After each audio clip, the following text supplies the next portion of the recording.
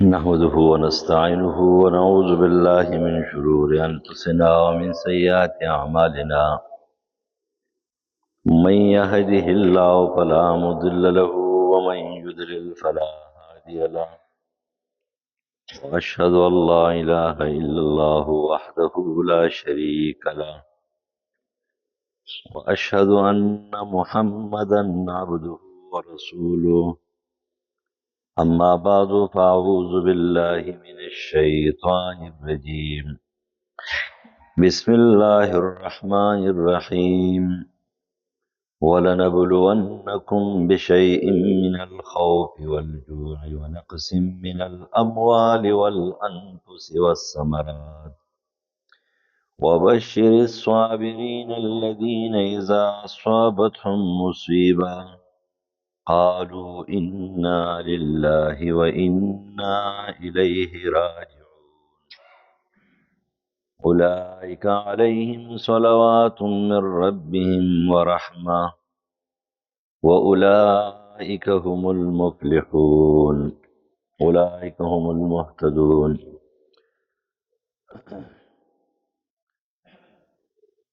وعن أنس رضي الله تعالى عنه قال: لما ثقل النبي صلى الله عليه وسلم جعل يتغشاه الكرب، فقالت فاطمة رضي الله تعالى عنها: وكرب أبتاه. فقال: ليس على أبيك كرب بعد اليوم. فلما مات قالت: يا أبتاه أجاب ربا دعاه، يا أبتاه جنة الفردوس مأواه، يا أبتاه إلى جبريل ننعاه. فلما دفن قالت فاطمة رضي الله تعالى عنها: أطابت أنفسكم أن تحسوا على رسول الله صلى الله عليه وسلم التراب. رواه البخاري. خامخا به موږ ستاسو امتحان اخلو په دې دنیا کې په یو شي باندې، د یرې نه، د ولږې نه، په نقصان د مالونو او د نفسونو باندې، د میوو ثمراتو اولاد باندې. خوشخبری ورکړه صابرانو ته. صابران هغه کسان دي چې کله ورسېږي دوی ته دنیا کې څه مصیبت او امتحان، نو دوی وایي چې مونږ د الله یو او مونږ به الله ته واپس کېدونکي یو، واپس به الله ته رجوع کوو. د دې صفتونو مالکان دا د الله د طرفه په رحم او فضل او په سمه لار دي. سورة بقره آیت نمبر 155. انس جد مالک رضی الله تعالی عنہ فرمایي: کله چې نبی علیہ السلام سخت بیمار شو، 14 ورځې سخت بیمار، نبی علیہ السلام باندې داسې تکلیف او مصیبت او هغه درد د هغې اثرات په دې مخ مبارک ښکاره کېدل او پټ کړی وسم. نو فاطمه رضی الله تعالی عنها، فاطمة الزهرا، هغه راله او نبی علیہ السلام ته وایي: وا کرب ابتاه، و د پلار غم او درده. نبی علیہ السلام ورته وایي: لیس علی ابیک کرب بعد اليوم. چې کله زمانه روح وځي نو دارالامتحان ختم، د امتحان کور ختم شو او د راحتونو کور شروع شو. خفه کېږه مه، لیس علی ابیک کرب بعد اليوم. د نن ورځې نه بعد به ستا په پلار باندې تکلیف نه وي، ځکه د دارالامتحان دی او په دې کې الله امتحان اخلي، او امتحان خو بر نه نه اخیستلی کېږي، مشقت په برداشت کې. دا خو سره پاکستان امتحان نه دی چې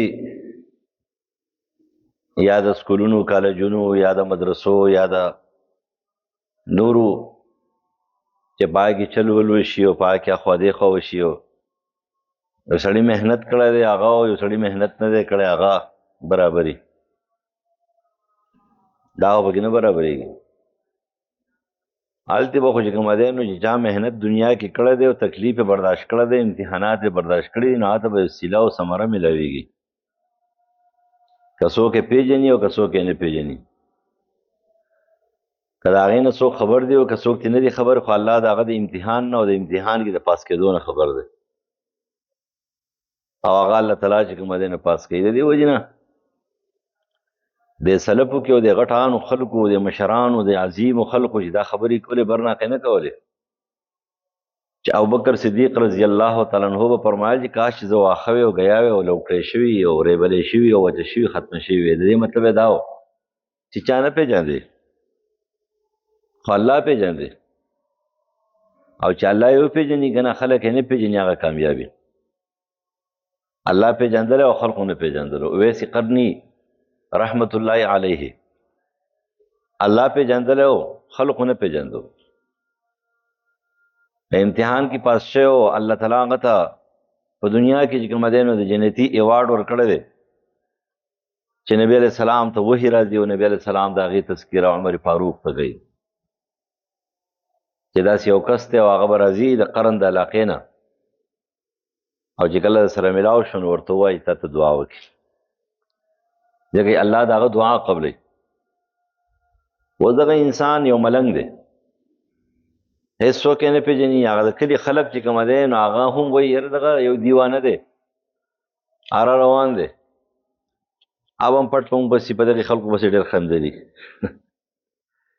پټ په پسې ډېر خندلي او که هغه پسې نه خندلي نو هغه فرشتې به پسې خندلي چې د هغه سره و چې لکه دا خلک څه بیقوفان دي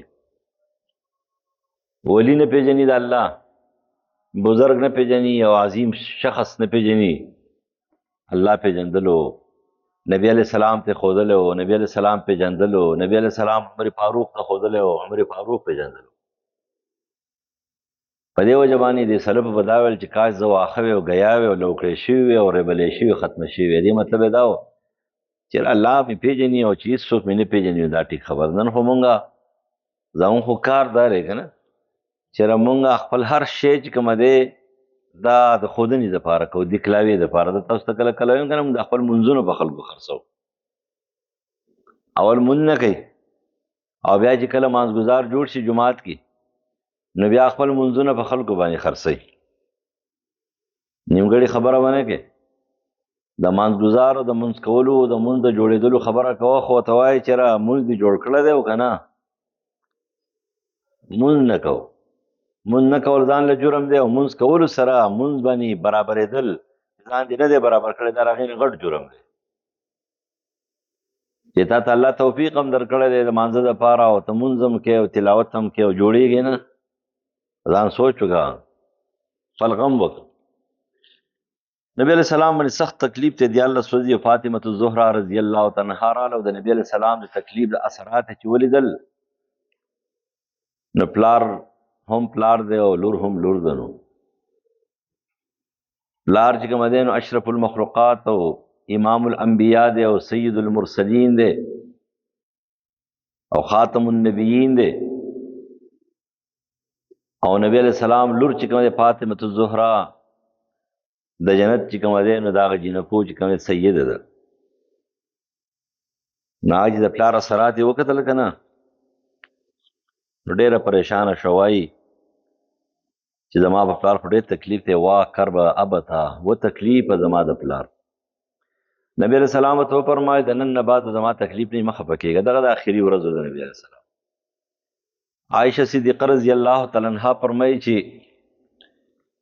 په دغه ورځ باندې فاطمه رضی الله تعالی عنها راله خو د نبی علیہ السلام د هغې سره ډېره زیاته مینه وه کشره لور هم وه ډېره زیاته مینه وه سره او د هغې د بچو سره هم ډېره مینه وه د حسن او د حسین د هغې درې زامنو خو یو په ماشوموالي کې وفات شو ډېر د څو ورځو یا د میاشت نیمې و نو هغې محسن نوم ټول نه مشر هغه و محسن مخکې وفات شوی دی او بیا حسن او حسین نو هغه بیا غټ شي نو حسن او حسین رضی الله عنه دواړو سره کمیسونه اغوستلي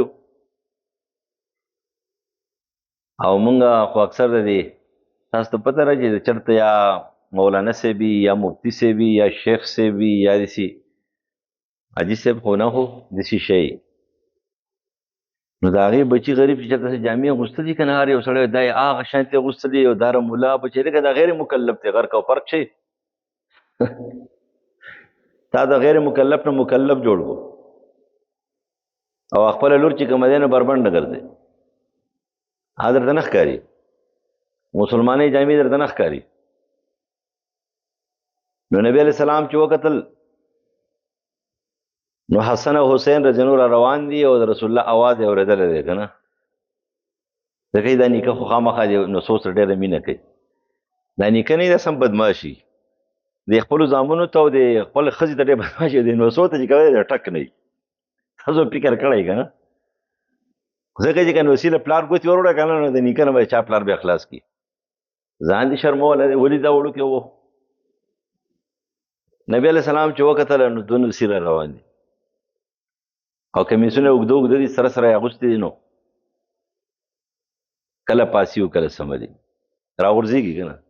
نبی علیہ السلام دې چې وکتله نو بس منبر نه کوشو ورغی او هغې دواړه په غېږ کې راواخېستل، رایوړه منبر کېناستلو.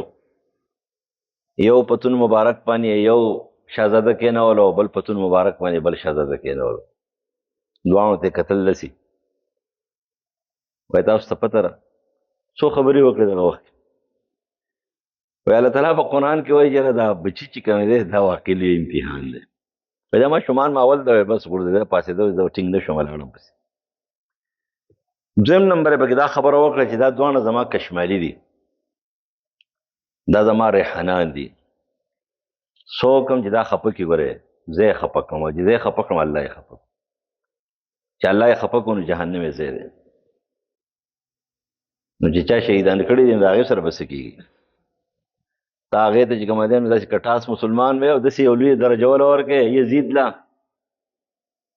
او شمر له، او دا سوچ نه کوي چې څوک یې شهیدان کړي دي. د پیغمبر کشمالی چې کومه دی نو هغه یې مړاوی کړی دی او شهید کړی دی او هغه دپاره نومونه وی.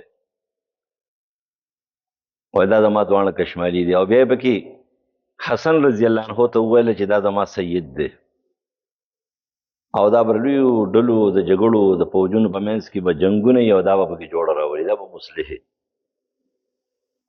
دا به څه دا به مصلح وي.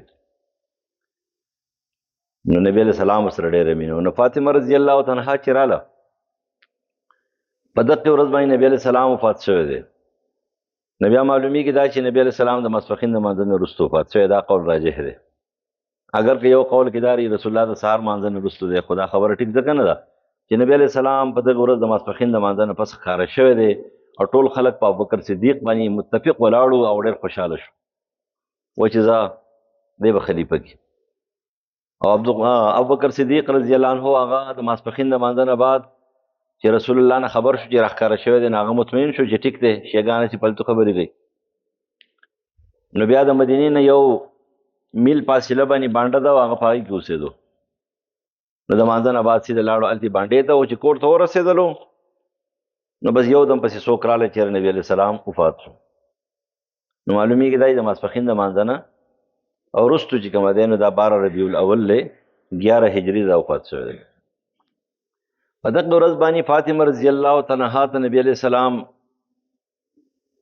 خبره وکړه چې په غوږ کې ورته خبره وکړه نو فاطمه رضی الله تعالی عنها ایسته په ژړا شو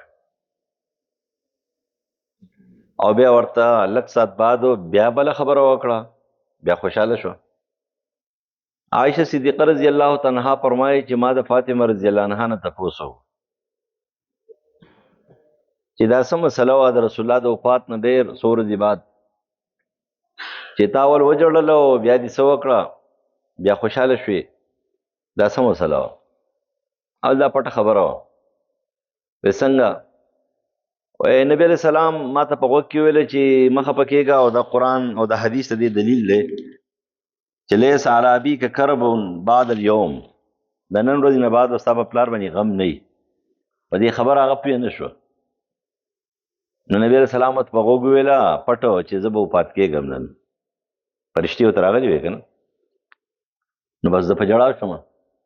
نو ما ته ویلې چې ولې ژاړې؟ په غوږ کې راته ویلې ته به زما سره ټول نه زر میلاوېږې، ته به هم زر وفات کېږې. او ټیک 6 میاشتې بعد هغه وفات شو. نو بس بیا خوشحاله شوم چې پرېږده وایي چې بس زر پسې ځم او وفات کېږم نو ملاقات خو هلتې به کېږي د روح، نو لحاظه زه به د هغه سره میلاو شم. ځکه د رسول الله وفرمایل چې د نن ورځې نه، نن ورځ مطلب سره دا دارالفنا ده، دا امتحانات دارالفنا سره دي. د دې دنیا سره دی. که په دې دنیا کې څوک د امتحاناتو نه خالی زندگی غواړي نو دا مسلمان نه ده. د ایماندار دا سوچ بالکل غلط دی. ایماندار چې زندگی تیری نو هغه به تیری د څه شي د امتحان سره. او دومره سختې تیرې شوي دي په صحابو باندې او په تابعینو باندې او په تیر شوي پیغمبرانو باندې څه حد نشته دی. د دې وجې نه یو صحابي دی، هغه راغی سعد رضی الله عنه نوم یې دی. ما د رسول الله نه تپوس وکړو چې د الله رسوله د امتحانات په چا باندې ډېر راځي؟ پیغمبران باندې ډېر راځي. د دې وجې نه دا خبره غلطه ده چې خلک وایي چې هلکه الله تعالی چې کومه دی نو د ظالم مرګستیا خو چرته هم نه کوي که نه، د مظلوم مرګستیا کوي. نو دا په فلسطین کې د یهود د ماشومان او د زنانه چې کومه دی مظلومان قتل کوي، نو الله د دوی امداد ولې نه کوي؟ الله یې امداد ولې نه کوي؟ الله تعالی د هغوی سره تعاون کړی دی. دویمه خبره دا ده چې هغوی کله د دارالامتحان نه لاړ شي که نه خوشحاله دي. دا خو دارالامتحان دی او دا د فتنو د امتحاناتو د تکلیفونو دنیا ده. او چې کله هغه ماشوم او هغه زنانه شهید شي نو زما او ستا امتحان پې اخلي زموږ د ایمان چې څومره غیرتیان یو. جنت ته بې غیرته سړی چرته هم نه ځي، دوس سړی به چرته نه ځي، دله سړی به چرته نه ځي، جنت ته به غیرتیان ځي. جنت د غیرتیانو دپاره جوړ کړی دی. جنت ته ظالمانو ځای نه دی، د دوسانو نه دی، د اجړاګانو نه دی چې دی دلته چې کوم دی نو هغه د بې غیرتۍ کارونه کوي. که عقیده د مسلمانۍ وه نو ښه په جهنم کې به سیزي نو بیا به دنده کوي. دا جهنم دی د چا دپاره؟ دا د بې غیرتو کور چې کومه دی نه جهنم دی. د بې غیرتو کور چې کومه دی د ظالمانو دی، د بدماشانو دی، د متکبرینو د مغرورو خلکو دی. جنت چې کومه دی د عاجزانو فقیرانو ملنګانو دی، خو د غیرتیانو دی. بې غیرته سړی چې کومه دی نه الله جنت ته نه پرېږدي. بې غیرته سړي خو عقیده نه ننګ چې په چا کې نه وي که نه، ننګ په جنت کې هم ننګ وي که نه. چې نبي علیه السلام چې کومه دی نو هغه په جنت کې کشاره چې کومه دی نو واورېدلو د حضرت بلال، نو بیا یې د اوبو په غاړه باندې یو وینځول ده، یو محل یې ولدو. په دا چاره د عمر فاروق دی، ورنه رغی. عمر فاروق ته ویله چې یاره ستا د غیرت ته وجې نه ورنه رغلم، ستا د غیرت ته وجې نه ورنه رغلم. او عمر فاروق ډېر پریشانه شو، ته د الله رسوله او یغار علیکم، زه به په تاسو باندې غیرت کوم، زه به په تاسو څه کوم غیرت کوم. نو جنت ته چا دی د غیرتیانو دپاره جوړ دی، دا د بې غیرتو دپاره نه دی جوړ چې دا کومه بې غیرته دي. نو هلته هغه ماشومان چې شهیدان کېږي او هغه زنانه چې شهیدان کېږي نو هغه دارالامتحان نه لاړې، غمونه ختم شو، پریشانیانې ختمې شي. چې رسول الله حضرت فاطمې ته وفرمایل چې نن نه بعد به تا به پلار تکلیف نه وي. د دارالامتحان د روح د ختلو سره به امتحانات ختم. ولیکن داسې ژوند که ته غواړې چې زه دې په دنیا کې اوسېږم، سوال به کې د الله نه، دعا به کې، عافیت به غواړې. خو که ستا دا خیال چې امتحان نه منم نو بیا به ایمان هم نه منې. ایمان او امتحان لازم او ملزوم دي. اشد البلاء علی الانبیاء، سخت امتحانات په پیغمبرانو راځي، ثم الامثل فالامثل، بیا به ښه ایماندار راځي. په دې وجه باندې تاسو د خپل دور ګورئ که نه، د صحابو د دور ته لږ لاړ شئ، مختصر غوندې. د دې بعضې صحابو تکلیف سړی په دې سوچ وکړي که نه، دا د برداشت نه بالاتر دي. او یهود نن وګوره که نه، ته یې مسلمان او دا او دا ایټمي طاقت دی، او یو ټک خبره نشي کولی، نه پاکستان نه سعودي عرب او د قومونو جوړې کوي، د دنیا جوړه کومه. دا خبره یو قسم ونه کړه، نه پاکستان وکړه چې 25 ماشومان نه سرونه کټ کړي دي، د فلسطین دا قیدیان نوال دي په روډ باندې ایښودي دي یهودو. او په تیزابو کې چې کوم دی ژوندي وراچوي او مړه کوي. نه سعودي ټیرونو والا دا خبره وکړه او نه چې کوم دی د پاکستان وردۍ خبره وکړه، او نه چې کوم دی ترکي وکړه، نه بل وکړه، نه بل وکړه. هر یو وایي زه خپل وطن ساتم. دا خو مسلمان شیوه نه ده، اسلام به ساتي. ټولو نه مخکې اسلام، سب سے پہلے اسلام، سب سے پہلے الله، سب سے پہلے پاکستان به کې چا راوستی. مخکې چې کومه دی یو ډله دا خبره کړې او یو بله دلتي هغې دا خبره وکړه. सबसे पहले اسلام پاکستان چې کوم دی ځمکه آزاده شوې ده که پاکستان چې کوم دی د یو عقیدې او نظریې په نوم باندې آزاد شوی دی تا دا نه ویلو چې پاکستان مقصد سره لا اله الا الله نو هیڅ سوچ نشته دی نه غیرت شته دی نو جماعتونه خلکو ویلو جماعتونه ډک شو د ګډو نه ډک شو دي نماز ګزارو نه ډک شوي جنازو کې ډېر زیات چې کوم دی ګڼي کنه مسلمانان دي غیرتیان او رسمي رواجي جنازې دي راغلي دي مولا تیمتان خلاصې او وروسته چې پسې ولاړ هغه تیم خلاص دي هم د جنازې نه دی خبر او مولا یې نه دی خبر مولا په 25 سکند کې جنازه کوي شیخ صاحب دی دی خو دې بخاري ته کینې د خو د درشل علما دي کوي چې تعالی د جنازې چل نه درځي او ته بخاري وې د جنازې چل ولا نه ور دی ترمذی وې مشکات وې پته نه لګي دا څنګه وای جنازې رسمي منځونه رسمي جوړ شوی نه دي دا بازي چې وګورئ صاحب ذهن کې براشي چې لکه دا بد الله بدی شي په صحابو کې یو صحابي دی دا غنوم دی خباب رضی الله عنه غالبا چې خباب رضی الله عنه په شان تکلیف چاته نه دی ملاو شوی خباب هغه سړی دی چې د لوهار دی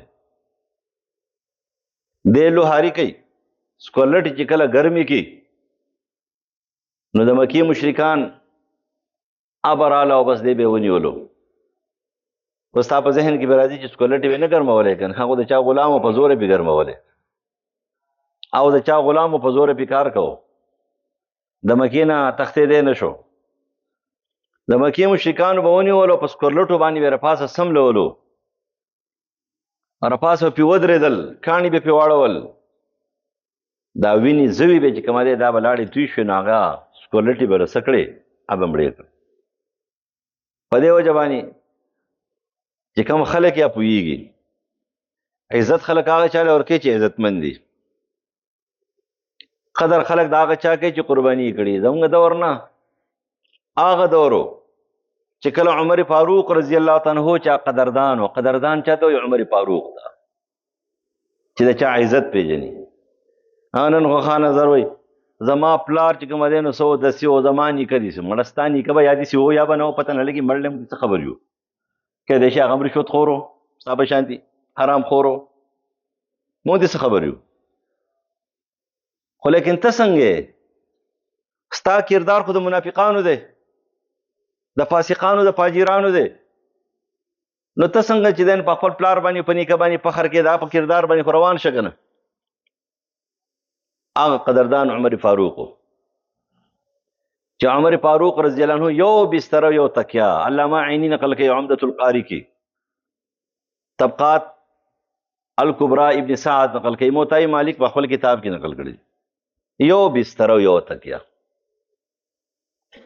او یو ځل خباب راغی کېناستلو حضرت عمر ته وایي دې بسترې ته کېنه تکیا د ډډه ولګه په خپله په خاورو کې ناست امیر المؤمنین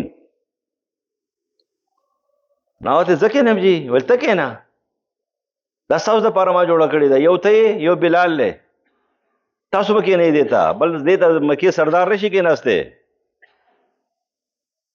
خو چې کله کېناستو نو هغه ورته دا خبره وکړه چې ما احد احق لهذا المجلس الا رجل واحد ستا نه علاوه د دې مجلس یو سړی حقدار یو ته او بل څوک دی وایي بلال او بیا ورته ویله چې خبابه ته ما ته خپله ملا وښیه تا په سکولټو باندې خو ډېر تکلیف برداشت کړی دی روزانه او ورته ویل امیر المؤمنین زما ملا باندې څه کې مه ګوره خفه به شي بیا به انتقام والي ډېر نه نه وایي سم نه وایم خیر خو د هغه شاه مبارکه چې وکتله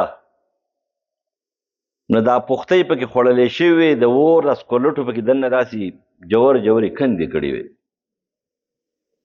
او چې عمر فاروق دې ملا ته وکتل کنه نو هغه کلک انسان عمر فاروق ډېر کلک سړی و هغه کلک انسان په جړا شو او چې کله په جړا شو نو چې د افسوس څومره تکلیف یې درکړی دی کاش چې زه اوس طاقت وی په دې وخت کې دا ما موندل وی که نه چې ما د عاص او دا ټول چې کوم دی نه زرې کړي وي د دې کافرانو مشرکانو باره کې حضرت عمر ډېر سخت و ډیر زیات سخت. جنگ بدر کې نبی علیہ السلام ته ټول قتل کا مړی کا، زما د ماما د زوی د ما ته حواله کړي د سر ته قلم کو. سخت دا ولی هغه ته پته وای داسې تکلیفونه کړي نو دا امتحانات دي، دا امتحان څوک برداشت کولی شي؟ لیکن هغوی برداشت کړی، نه د الله نه شکایت کولو او نه د رسول الله نه شکایت کولو، نه د قسمت نه شکایت کولو. زما قسمت دیسی او تقدیر دیسی او پلان کې دیسی. یاد ساتئ په دنیا کې چې ژوند تېرو یو مسلمانانو ایماندارانو امتحان به وي او الله به زموږ امتحان اخلي. امتحان یوازې په تکلیف کې نه، امتحان په مال او دولت کې وي، امتحان په صحت او مرض کې وي، امتحان په حکومت کې او په رعایت کې وي، او امتحان په کور کې انفرادي هم وي او اجتماعي هم وي. دا دارالامتحان دی. دارالامتحان کې د امتحان سره زندگی تېره کړه نو چې کله درنه روح ووتلو نو بس ختم شو، هر څه لاړه، ختم شو، راحتونه راحتونه دي. خو که فرض که په دې دنیا کې ژوند داسې تېرو د یهودو عیسایانو د شیطان په شانتې، او ژوند داسې غواړو چې بالکل د راحت وي او کار کوو هغه چې هغه د الله د بغاوت وي، د الله او د رسول د خفګان وي. شیطان خوشحاله کوو او رحمان خفه کوو. نو بیا ګورئ دا خبره یاد ساتئ چې بیا هغه دنیا ډېره سخته دنیا ده، بیا هغه قبر ډېر سخت قبر دی. خو که دلته د رحمان د خوشحالۍ کوشش کو او د شیطان د خفه کولو کوشش کو او امتحان باندې څه کوو، ښه صبر کوو، ثابت قدم یو، نو بیا هغه کور ډېر ښایسته کور دی دې خلقو دپاره، هغه قبر ډېر ښایسته قبر دی د دې قسم خلقو دپاره.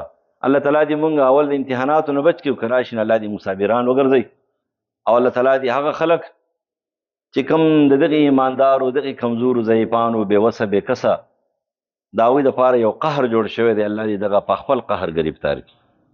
که د هغوی ملګري هر څوک دي، که د مسلمانانو په دې دنیا کې دي، که حکمرانان دي، که دا لیډران دي، که دا سکالران دي، او که دا فوجي کمانډران دي، خو چې د یهودو حمایت کوي په هر ملک کې دي، نو الله دې نیس او نابود او ذلیل او رسوا کړي.